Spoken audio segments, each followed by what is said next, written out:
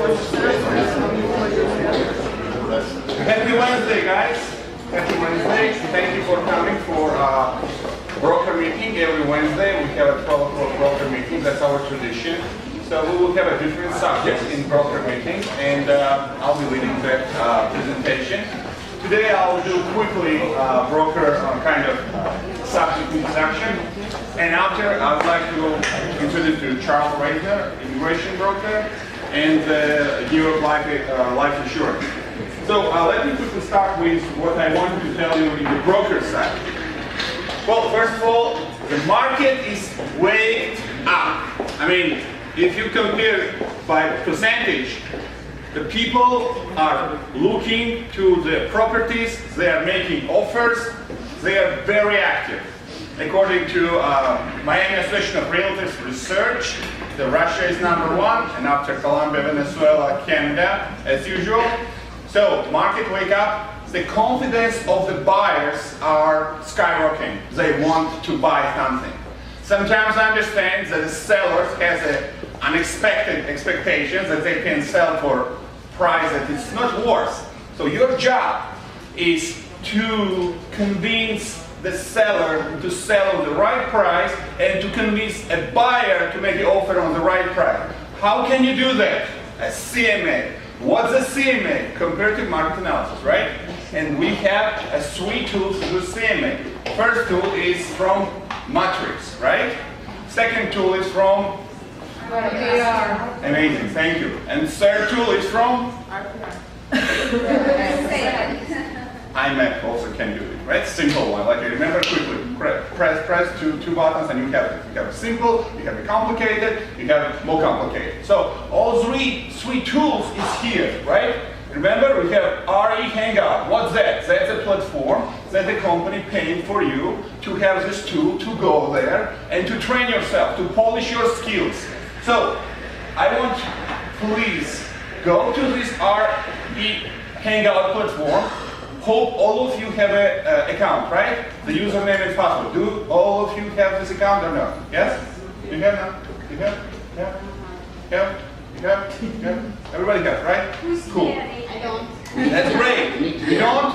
See Aleftina, office manager, and Aleftina will help you to have this account and password. That's very important because, again, what's that? Remember, guys? That's your training. That's all resources that you need in order to be successful real estate agent. You don't need anymore to go to the Miami Association of Realtors training and sit down and lose a day and remember 50% and don't remember another 50%. Here it is. Sit down when you want, what time you want, step by step. These guys are chewing for you like it's food and putting in your mouth like a mother.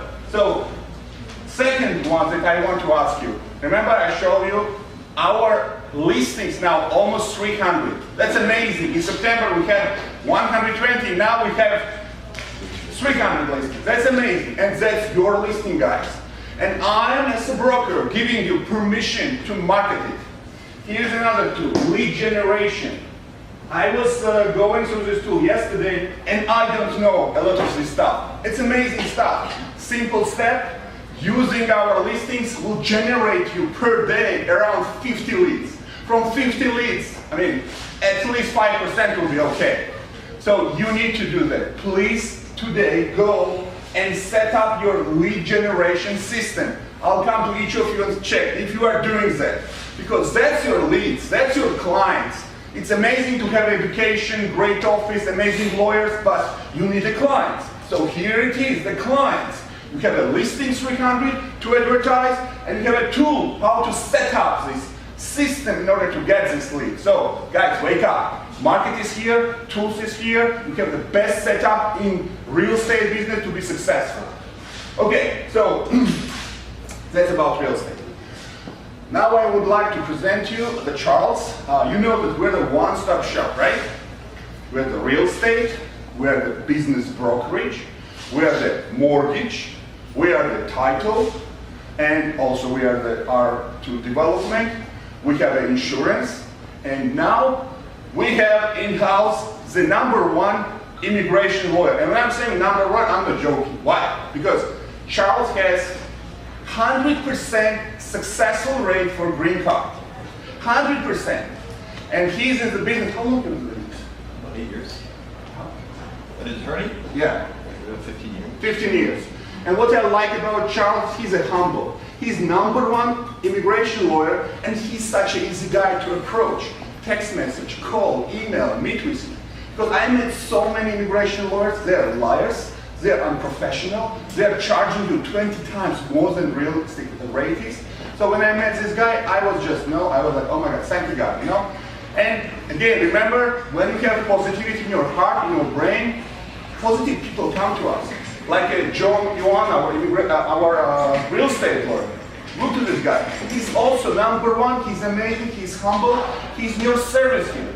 Look to the criminal lawyer in House Counsel that we have. Amazing guy, like #1 criminal lawyer in South Florida. He was doing the cases that unimaginable. He was saving people's lives, and he's with us today. And now we have immigration top lawyer. Charles graduated Georgetown University, and he speaks fluent Russian. Can you imagine? Fluent Russian. He went to the MBA, Moscow. He was studying the Russian. In Soviet Union time, he was helping people to move to America, immigrate.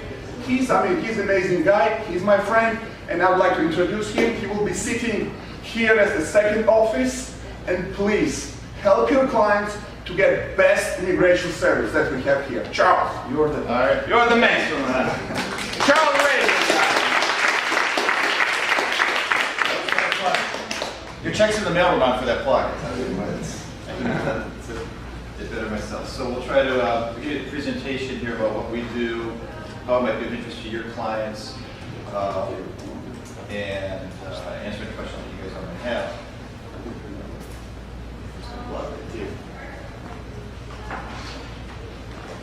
Good connection. Yeah. No, no. Here we are. So here's the problem. My best presentation's in Russian, but we're not a Russian speaker. No, that's it. International company. Russian. I can speak in English and the presentation's in Russian. That would, okay, so we'll do the Spanish later, yeah, and then Portuguese too. So don't worry, I'll explain everything so he doesn't read Russian, and we'll be good. So, as Roman said, we do immigration. We primarily focus on business immigration, so we work with investors, business owners, people that want to start a business in the U.S. to try to get status here, to get a visa. People want to make an investment. People who want to, based on their extraordinary abilities as well, they could be, great musicians, trainers, coaches, actors. We work with all those types of people. I would say probably 80% of our clients are Russian speaking, but of course we work with anybody from all over the world. A lot of Turkish investors lately, South America as well. So we love everybody. This is a little bit Russian focused. It just talks about the interest in immigrating from Russia. That recent surveys that were done indicated that 40% of top managers in Russia, for example, said that they had planned possibly to leave Russia. So point being, certainly from this market, there's a lot of interest from Russia due to the economic situation and the instability there that people are thinking about other options here in the U.S. Here we just talked a little bit about the advantages of getting a green card, which I think everybody knows here. I mean, we don't need to talk about that. I'm sure you're all familiar with what that provides. Here is just a comparative chart showing how much people can save just on public universities for the children if they have residency as opposed to paying as an international student. So, for example, University of Florida, that's not quite right, I don't know what it's like, UF up in Gainesville, what you pay as a resident, this is what you pay over 4 years as a non-resident. So sometimes, and I think most of our clients are aware of this, that, just on college tuition alone, they could save, for example, $90,000 if they had a green card and they were considered residents here in the U.S. This is a good table. I have this table in English as well, so don't worry about it. And actually, I don't know if you guys have like an intranet that like email to everybody, because like I have a table that's in Russian and English that kind of gives, it's a cheat sheet or something.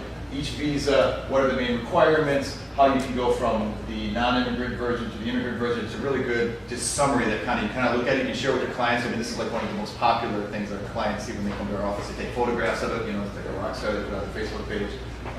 But no, this is really helpful. I've got a different chart in English and in Russian, so if there's some way we can circulate it among your agents, I'm sure that would help, because if you're ever talking to any clients, you know, if you're driving around or something, and they ask about EB5, what's this, what's that, you can just send them this table, and actually this is not even a good version of it, we have a much better version, so we'll figure out a way to get you guys all a copy of that in the future. We can talk about EB5 a little bit. So EB5, you probably have heard a lot about this. EB5, that's when they invest $500,000 in a project. It can be their own business, but most cases they're investing in a project of what's called a regional center. So a regional center, there's about 900 regional centers throughout the U.S. Regional center is a company, it's a company like anybody else, that has permission from the Immigration Service to sponsor these projects.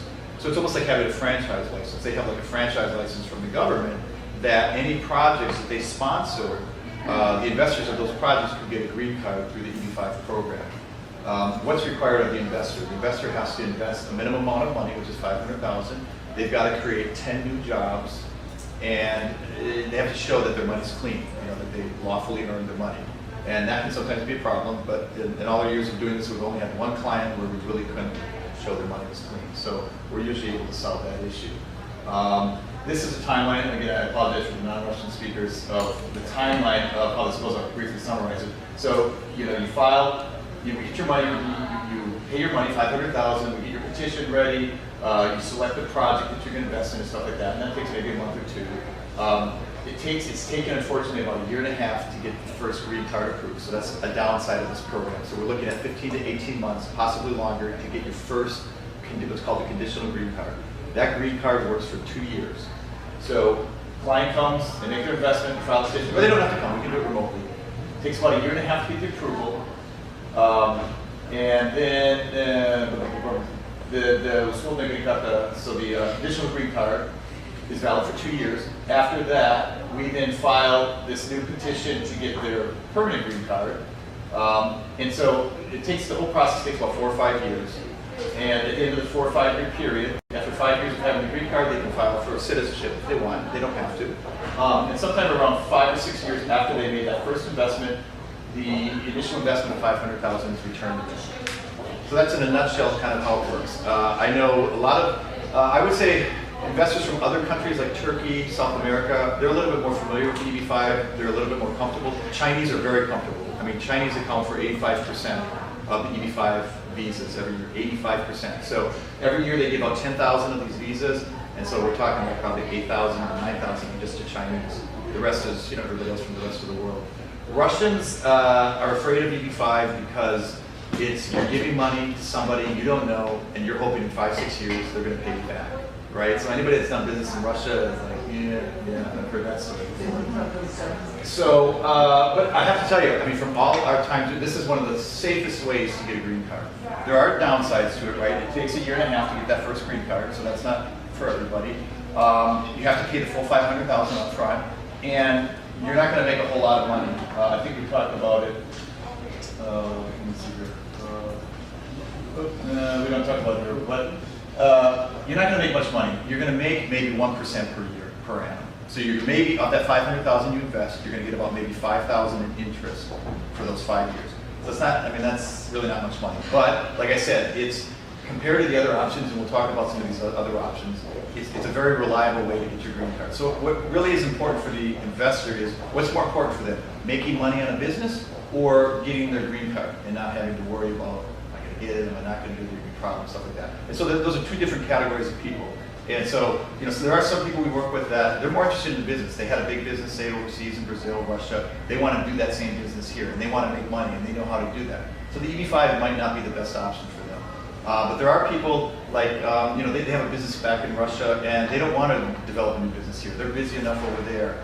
They travel back and forth, and their kids are going to school here. Their wife is doing something here and all that. So for those kind of people, you know, the EB5 is often a better alternative because it's really a passive investment. You invest the money, you kind of forget about it for 5, 6 years, you get your green card, and then you get your investment back at the end of the 5, 6 years.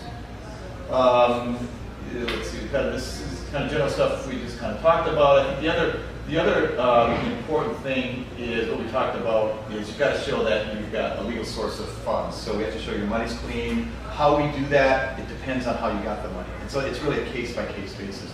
If they got the $500,000 by selling an expensive apartment, okay, then there's a certain set of documents. We have to show you own the apartment or the house. What did you sell it for, the sales price? We'll probably have to show how you purchased it, what you paid for it, maybe 5 years ago, 10 years ago, stuff like that. If your $500,000 is coming from your salary, for example, you just saved up money over 10 years, then we have to show maybe pay stubs, a letter from your employer. We have to show tax returns, stuff like that. So in every case, it just depends on the investor's particular situation. And here again, different sources. It could be dividends, could be your salary, it could be sale of real estate overseas. You can even get a loan for the $500,000, and that can serve as the basis for your investment. So you might have a home that's worth $2 million overseas. You get a line of credit off that home. You could take out $500,000 in equity. You could invest that in EB5. That works too. So you can even get a gift. Your parents could give you the money. Your friends. The service is getting a little nervous about like friends or friends of friends giving you the money, because then they think that's kind of getting shady. But certainly, if your parents were to give you the money, maybe your parents just sold an apartment or something, they have some cash, they can give it to you. We do that as well. Inheritance as well, that often works as well. Again, these are some of the documents that we need. I don't think that's really relevant for you guys right now. Certainly, if you guys have questions or your clients that are asking about it, we can chat with you or give you some more details. But usually we've got to show tax declarations, we have to show bank account statements, show the money moving. The biggest challenge, I would say, is when people are making their money in cash. Obviously, there's not a paper trail, and you work in some of these economies like Russia, China too, to some extent. They're making all their money in cash. You're going to keep it under the pillow or under the mattress, and there's no paper trail. So that's where things get a little bit difficult, and that's where we have to work with the client, getting the details of where they got the money, where they keep it, and how they make it. So in a nutshell, that's EB5. There's lots of projects they can invest in the regional centers here in South Florida, but they can invest anywhere. If they plan to live in Florida, they can invest in a project in California. It doesn't matter. And so, working with Roman on a number of possible projects and stuff like that, and so it doesn't matter. The client comes to us and says, I feel more comfortable with a hotel project, or maybe a condo hotel, or it could be office space, and we work with the client. I think the most important thing is you need to find a regional center that has a good track record, has good experience, and those are the people we work with. And they can say, look, we've done 20 projects, everybody's gotten their money back, nobody's had any problems. That's the place you want to pick your clients, so everybody feels secure in that. And I should add, this isn't illegal, but we're kind of in the gray area. But you guys, as realtors, if you bring investors to these regional centers, like if you come to us and say, hey, I've got an investor who wants to do EB5, and we find a project for them, theoretically, you're qualified to get a finder's fee from the regional center. I say theoretically. You're definitely eligible. The problem is if you're a U.S. resident, which I presume everybody here is, technically you can't receive that money directly, but if you have relatives overseas or friends or anybody who has an overseas account, for example, that could receive the money on your behalf, then they could pay that money to the person. So that's completely legitimate, and they pay these referral fees. It's just they can't pay them to a U.S. person unless that person has a securities brokerage license. It's called a Series 7. So if anybody has a Series 7, you're good. But if you don't, again, they can still pay you this referral fee, and it's a pretty good referral fee, but it just has to go to the account of somebody who's overseas. So it really doesn't matter, quite honestly. You could just say, the account of your friend, your relative, whoever, if they're overseas, they can pay that. So if anybody has questions about that, I can talk to you later about what it is. The amount they pay varies based on the project and stuff like that, but it's close. It's comparable to what you get in real estate commission for selling real estate property, the split. E2 is another, so the EB5, you get a green card. The E2 is kind of the similar option, but you get only just a temporary status here. You do not get a green card. You have to make an investment, very small. You're starting from about $70,000. There's no requirement that you have any experience overseas as a manager, as a director, as an investor. It's pretty much anybody who's overseas that has a desire of starting a business or buying a business. I'm sure some of you guys have probably bought and sold for business brokerage, right? For your clients, and they probably did E2s. They're very popular here, especially among South Americans. that E2 is not available to Russians or Belarusians or Uzbeks.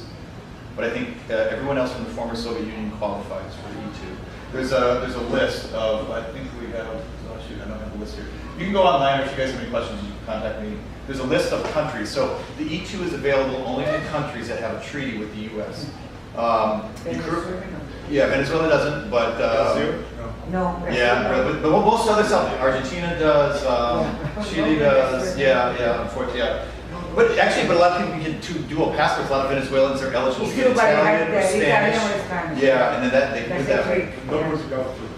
Portugal. Really? Spain does, yeah. So Ukraine qualifies, for example, if you have Ukrainian clients. The problem is, though, with the E2, each country is different in terms of how long the visa is valid for. So like Canadians, they get it for 5 years. Hey, that's great. They can come and go for 5 years, no problems. With South Americans, I think it varies, but it's maybe 2 to 3 years.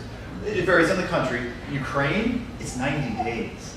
So it's so, you know, because so yeah, think about it. Ukrainians get a 10-year tourist visa, but if you want to do the E2, it's a 90-day visa. So what does that mean? So just so you guys are clear, a visa is different than your status. The visa just means you have to enter the U.S. within 90 days. Once you get here, you can stay here, like for Ukrainians, for 2 years with the E2. So that again, sometimes people think the visa means that's all the time you can stay in the U.S. No, that's just when you have to come to the U.S. Once you get here, it doesn't matter. Your visa could expire. It doesn't matter. They'll give you this. It's what the stamp is in the passport. That controls how long you can stay here for. So Ukrainians, I mean, people always talk about E2s for Ukrainians. It's great. It's great. It is. But again, the visa only lasts for 90 days. So, and then once you're here and you leave the country again, you got to go to the embassy in Kiev to get a new visa. So it's not always as good as what it sounds. L1 is very common. I think I'm sure a lot of you have heard about them, and it's very common among people that want to maybe spend less money to try to get status here. Again, I would say roughly we'd have to show that you're going to invest about $100,000. It's very quick to get the visa, meaning you could probably get the visa in, if you pay a little bit extra for premium processing, 4 to 6 weeks. So it's very fast. You can come here as a tourist, and while you're here, we can do the L1 for you. So that's a really good plus for people. What are the downsides? Downsides, I would say from my experience working, well, I should say, I'll go through the requirements first here. What do you need to do to get the L1? First, you have to prepare a business plan. Okay, that takes a while, probably 2 or 3 weeks or longer. You have to open an office in the U.S., so that means you have to get a lease and have office space. You can't use a home office. That doesn't work for an L1.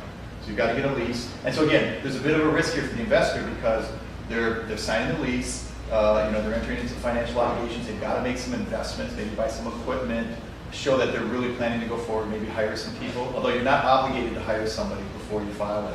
And if you get a denial, you got a lease for an office that you don't need. So there is a degree of risk here.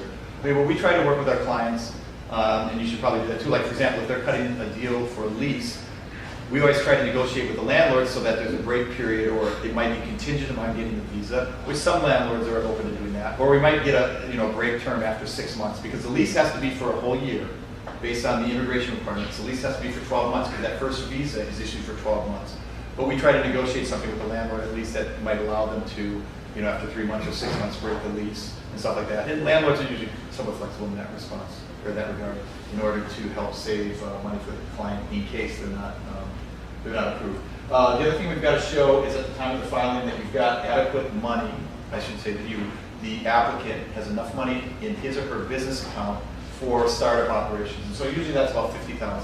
So we usually say you've got to have about $50,000 in your account at the time of filing. So it depends on the business plan. If you're having a larger business, you might need a little bit more money. If it's smaller, it could be a little bit less. So if you compare it to the EB-5, right, 50 as opposed to 500, it's a big difference, right? So a lot of people think, hey, I'm going to try the L1. And I'm not saying the L1's a bad option, but it's tough. It's tough in that, here, I kind of skipped ahead, so we'll go back here.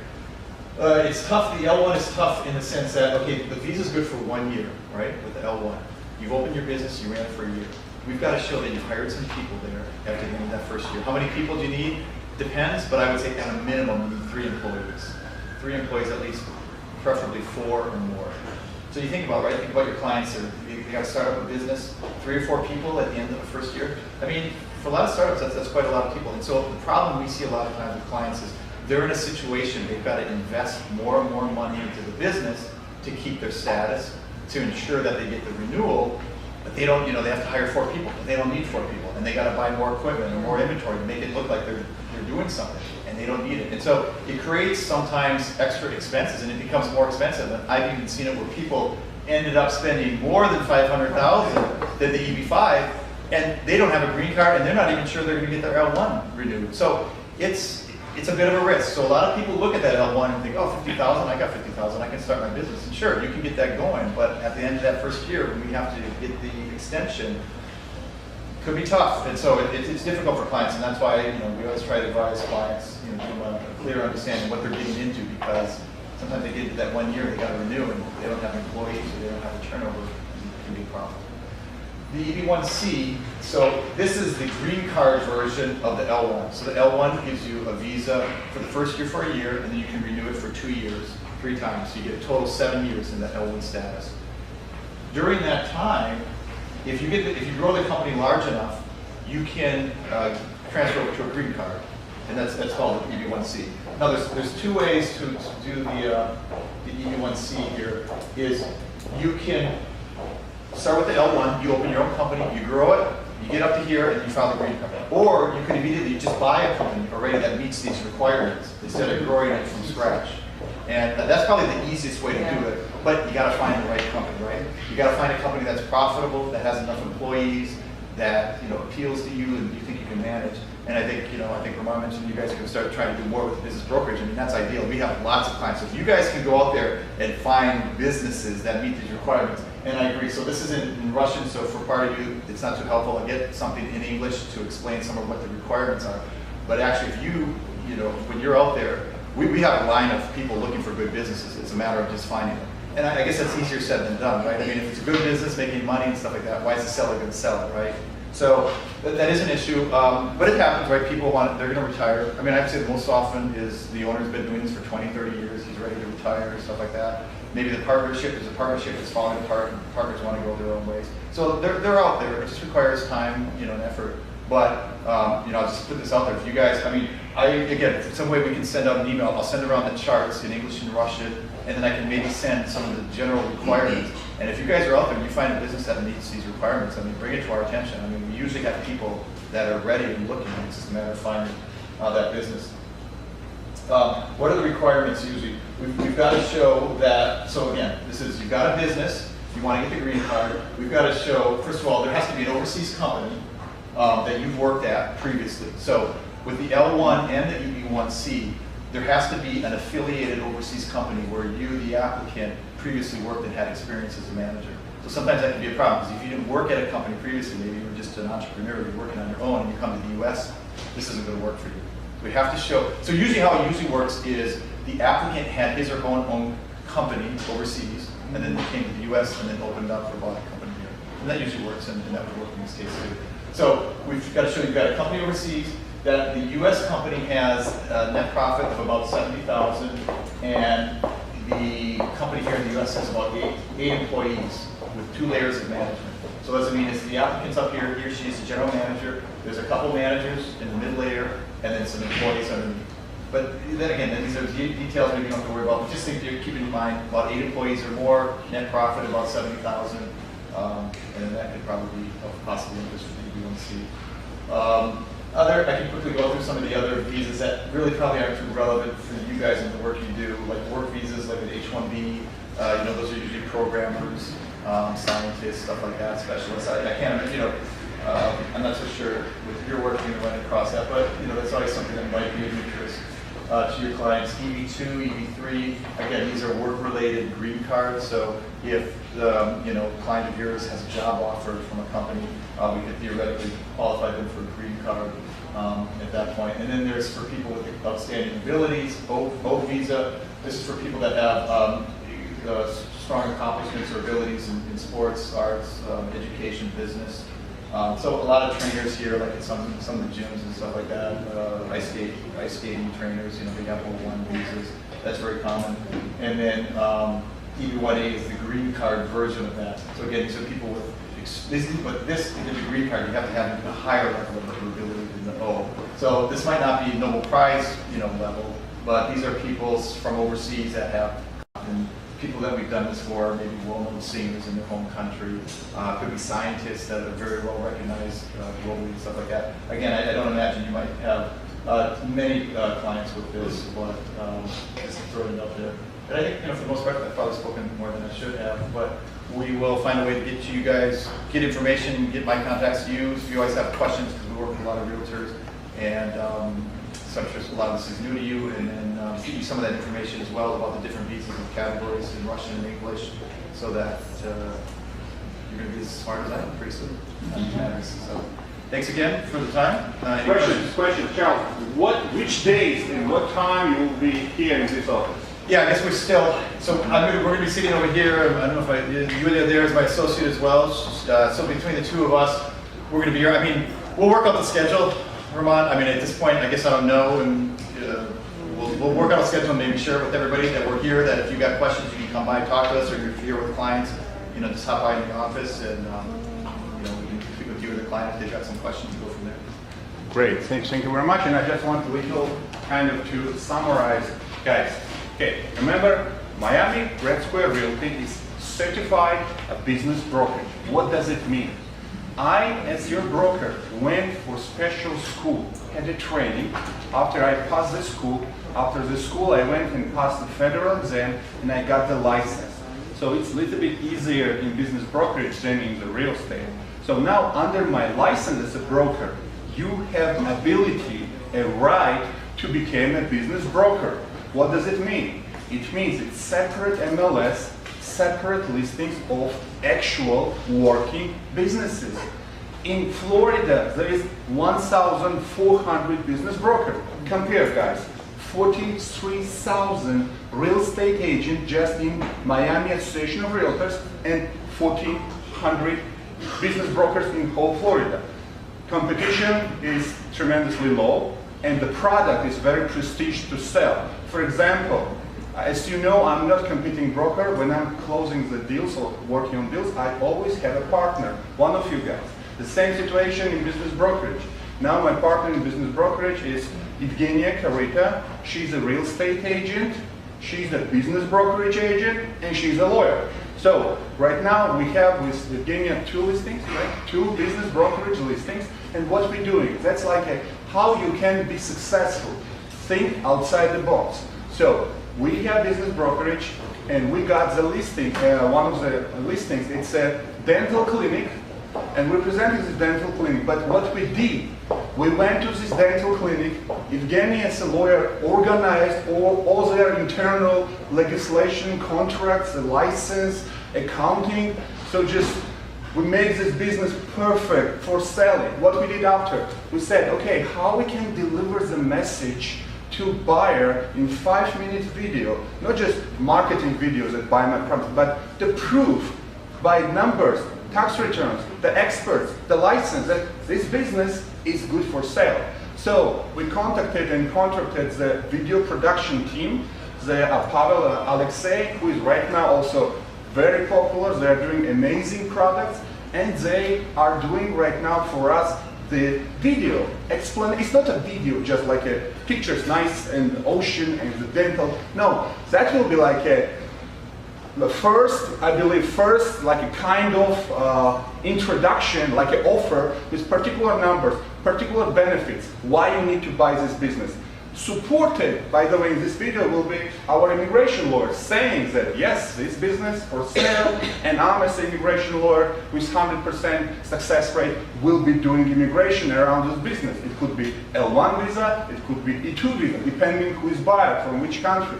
And now we have this immigration company lawyer, Charles and Yulia, in our office. So connect the dots, guys, now.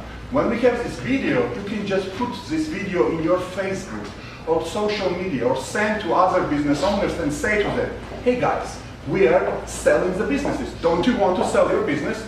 Right now we're selling this business that makes $360,000 net per year.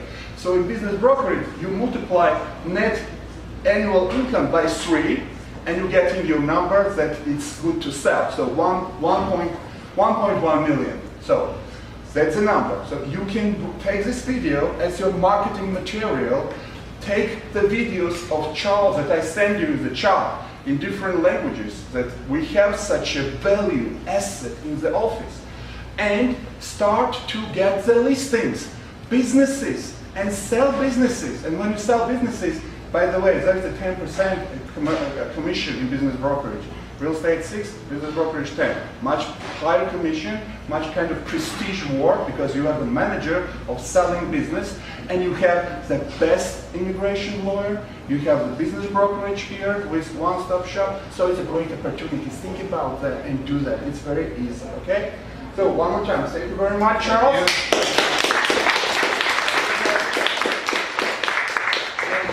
Now, before I'll introduce to our insurance, I just want 5 minutes to ask the mortgage. We have a mortgage. Just quickly, say what kind of product we have.